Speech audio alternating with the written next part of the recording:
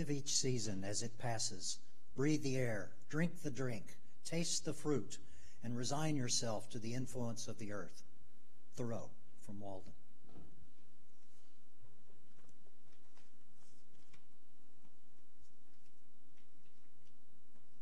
Hold on. There we go.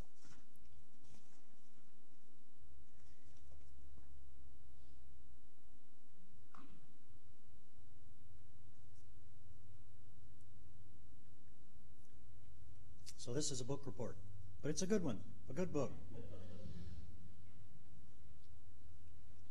The Invention of Nature.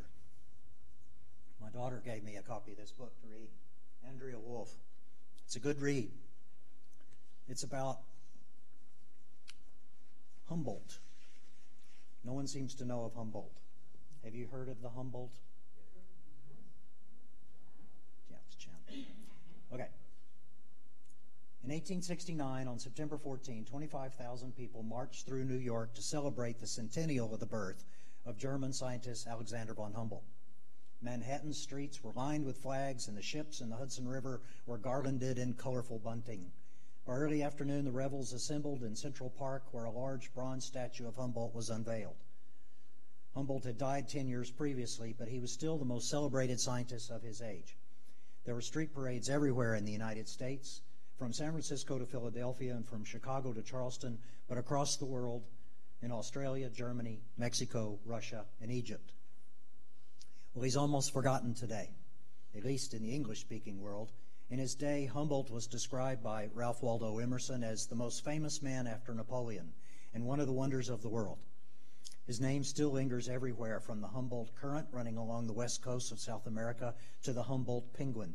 The state of Nevada was almost called Humboldt, as its name was debated in the 1860s. Humboldt Peak, the Rio Humboldt, Humboldt Falls, Humboldt Redwood State Park, Humboldt Glacier, Humboldt's Lily, Humboldt's Limestone.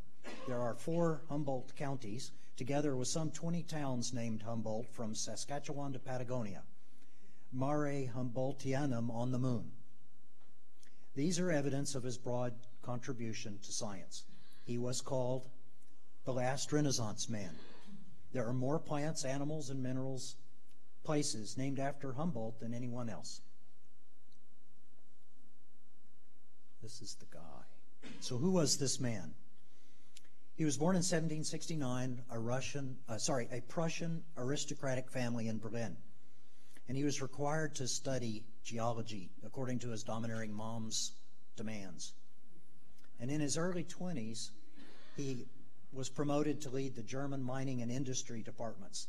He accomplished a lot there immediately. Improvements in mine safety, improvements in extraction of precious metals. He conducted literally thousands of experiments. He was tireless. He almost invented the battery, but he did not recognize what he almost created. When his mother died, he inherited enough assets to fund his real calling, and that was exploring the world in the vein of James Cook, who had circumnavigated and brought back knowledge of the New World. Humboldt was able to impress the King of Spain and was given royal authorization and funds to explore New Spain, which stretched from California to Chile, including the Caribbean, all then terra incognita. So he left his life of privilege to explore Latin America for 5 years, a voyage that made him legendary across the world during his time. Here's his travels.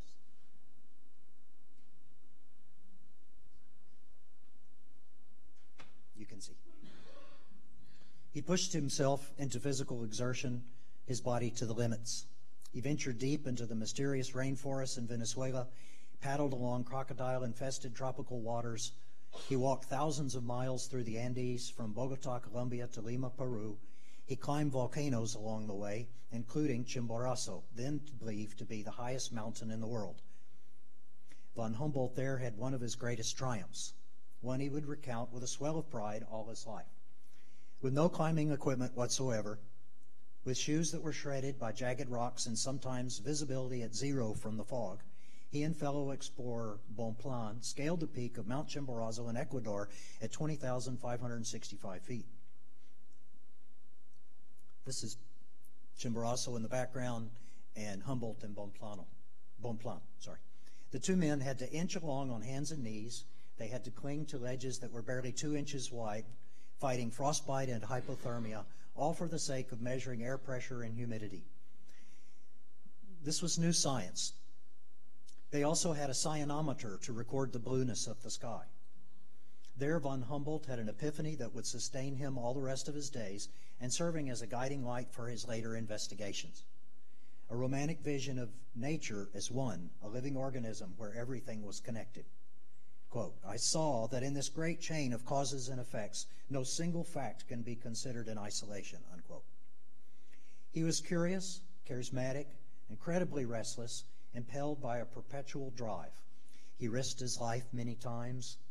He experimented on his own body, all to learn more about the world, and he believed that knowledge had to be shared and made accessible for everybody.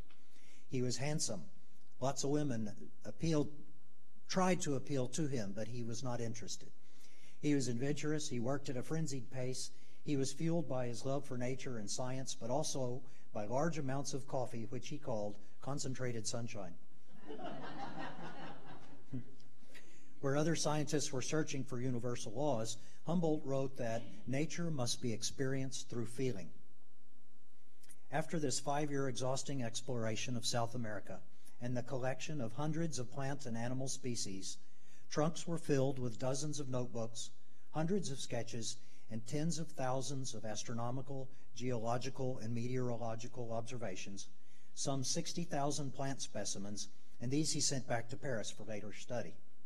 Humboldt visited Thomas Jefferson in Washington, and he briefed the president on Mexico and South America. Thomas Jefferson remained a lifelong friend and pronounced, I consider Alexander von Humboldt the most important scientist who I have ever met.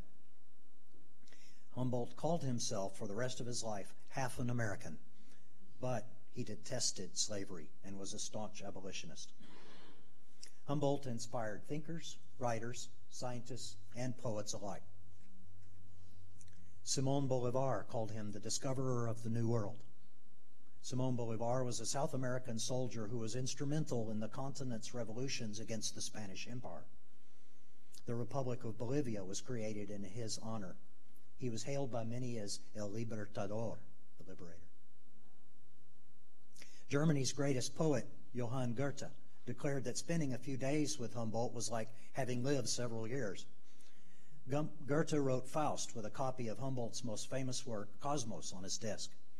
Edgar Allan Poe, Emerson, and others read and absorbed Humboldt. Walt Whitman wrote his celebrated poetry collection, Leaves of Grass, heavily influenced with a copy of one of Humboldt's books. John Muir's ecological thinking was heavily influenced as well. Muir's famous quotation, when we try to pick out anything by itself, we find it hitched to everything else in the universe. This owes a great deal to Humboldt's ideas that nothing, not even the tiniest organism, could be looked on its own. Even Captain Nemo in Jules Verne's famous 20,000 Leagues Under the Sea is described as owning Humboldt's complete works. Now we know of Darwin, but Darwin actually stood on the shoulders of Humboldt. Darwin, 40 years his junior, studied his works and had copies of some on the Beagle. By the time Darwin completed his circumnavigation, Humboldt was recognized as the greatest scientist and thinker of his age. Darwin was delighted to receive praise and support from Humboldt, though he never was able to meet him. These men were the first to recognize keystone species, such as the Darwin kelp of Tierra del Fuego and the Mauritanian palms of the Llanos of South America, and that destruction of them would lead to whole ecological collapse, including the humans that depended upon them. Darwin read Humboldt so much that he adopted his phraseology of combining poetry and science in his publications.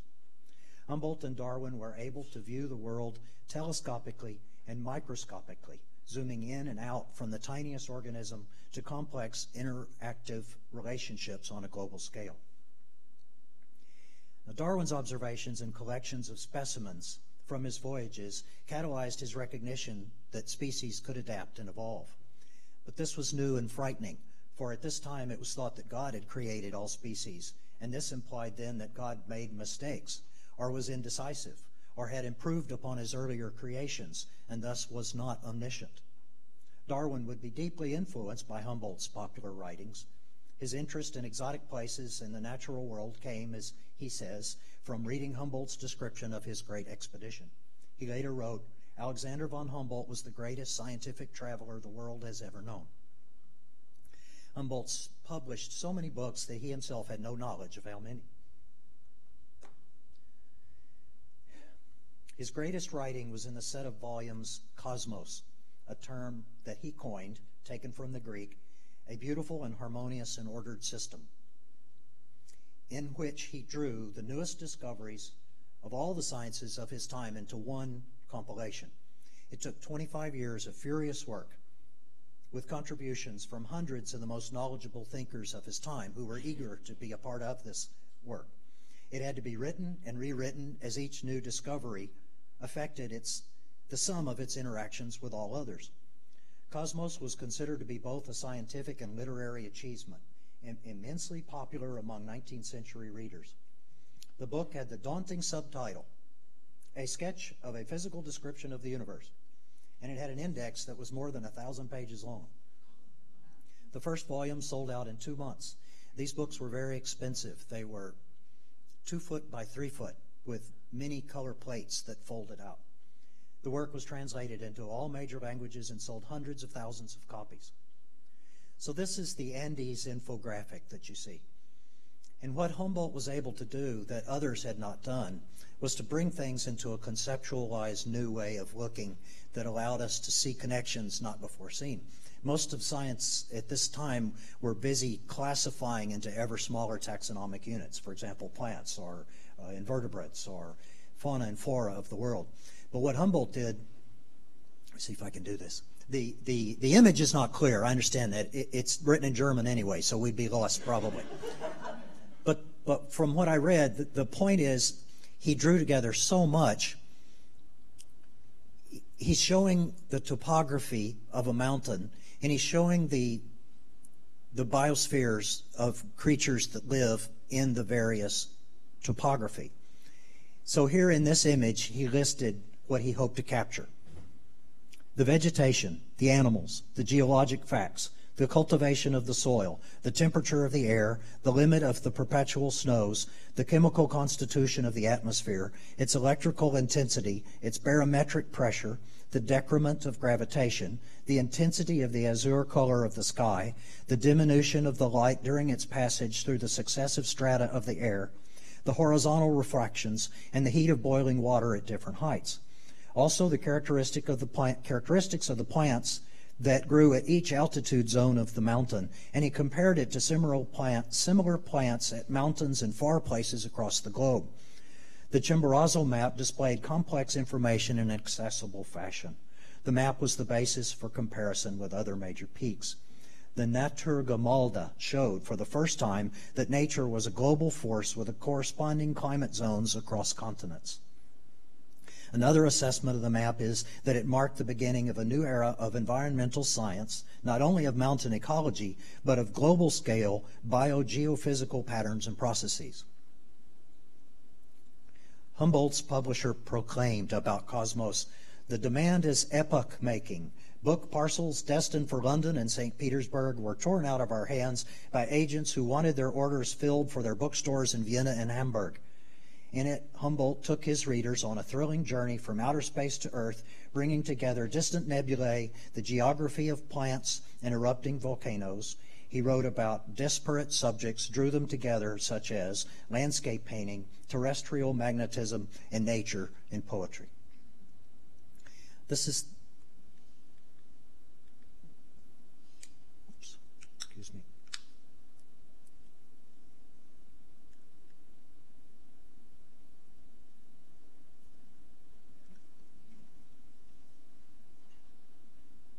Well, this is another example of all the data he tried to cram into a whole new way of looking at things in a new conceptual way.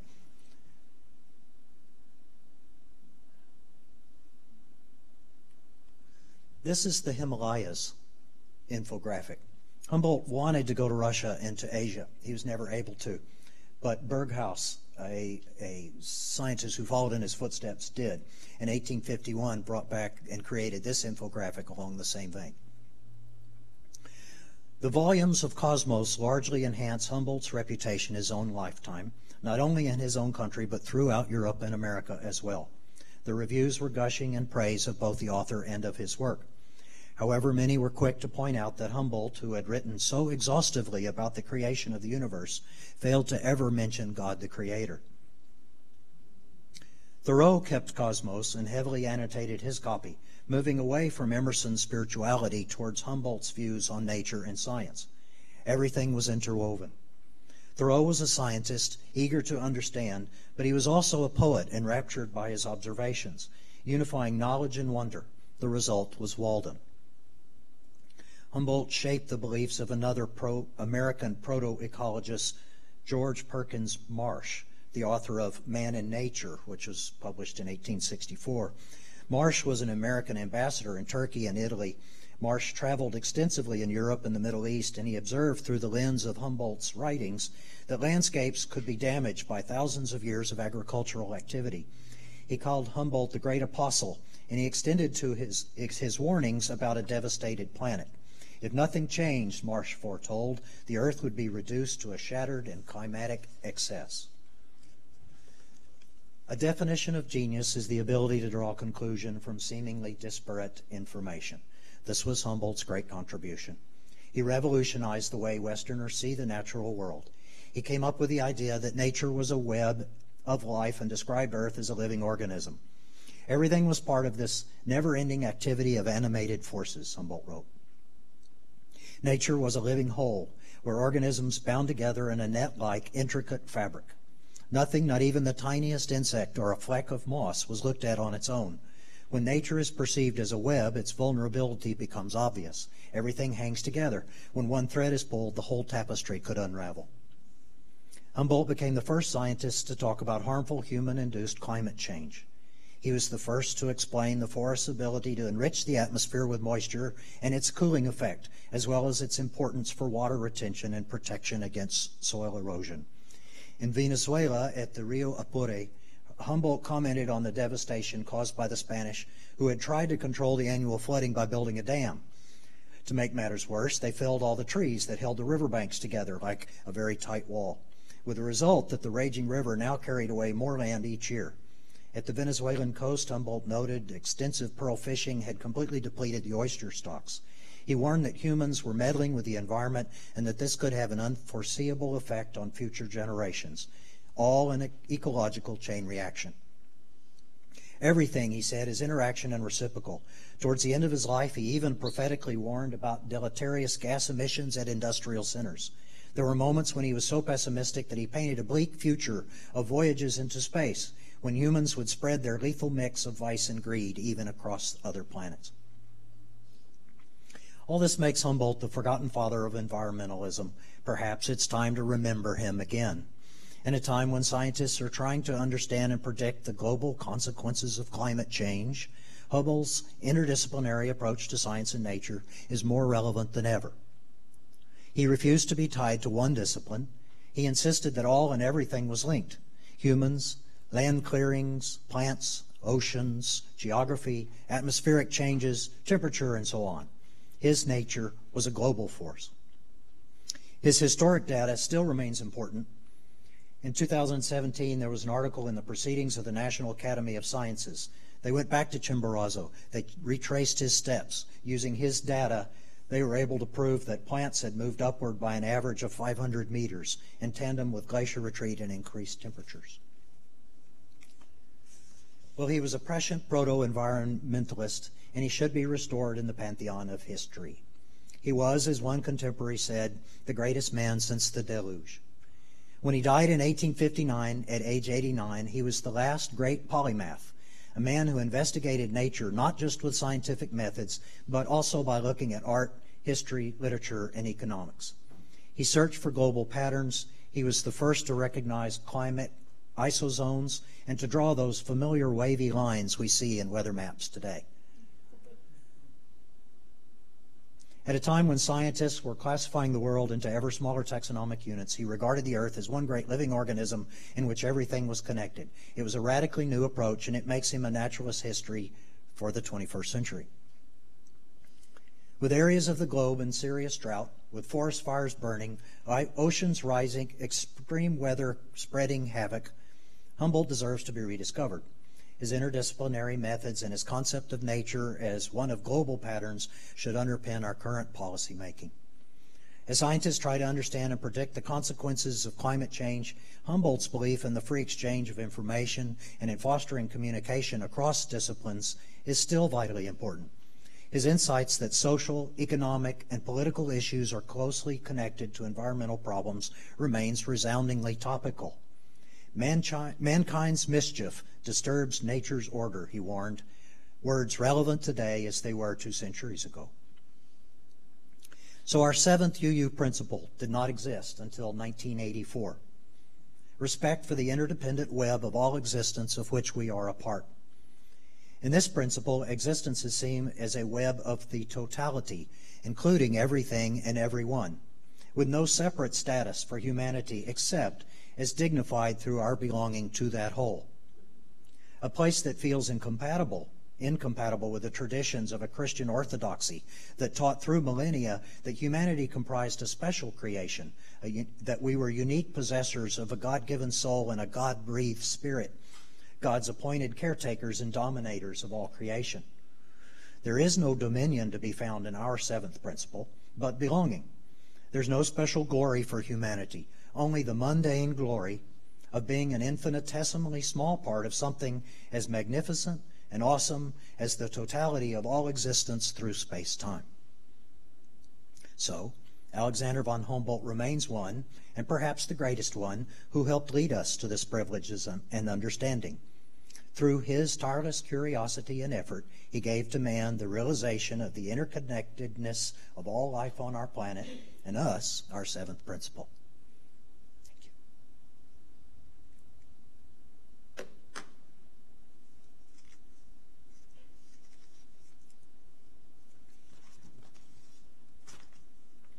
Band's got a song now.